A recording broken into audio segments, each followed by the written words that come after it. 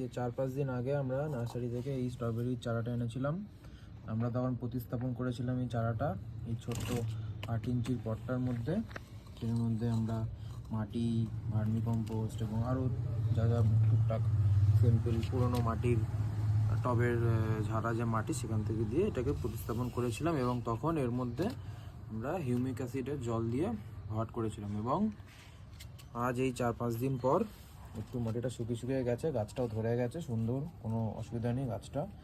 আজকে আমরা একে খাবার দেবো। কি খাবার দেবো? আজকে আমরা খাবার দেবো 20-20-20। এই 20-20-20 সার ব্যালেন্সড এনপিকে। এই ব্যালেন্সড এনপিকে 20-20-20 এরকম দেখতে হয়। খুব ভালো খাবার স্ট্রবেরি গাছের জন্য।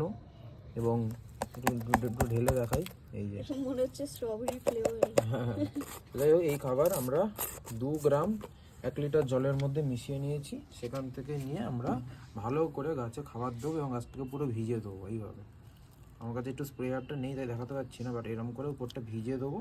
3-4টে পাতা অসুবিধা নেই, একটু ভিজিয়ে দেবো ভালো করে। দিয়ে আমরা পুরো জলটা এরকম করে দিয়ে দেবো, আর একটুখানি দিয়ে দেবো। এইভাবে আমরা পুরোটা দিয়ে দিলাম আরামসে। ব্যাস হয়ে গেল গাছে খাবার দেবো। আবার আমরা একে 1 সপ্তাহ পর খাবার দেবো, মাঝে মাঝে জল দেবো, কোনো অসুবিধা নেই। তারপর 1 সপ্তাহ পরে এর আপডেট আপনাদেরকে দেখাবো। এই গাছ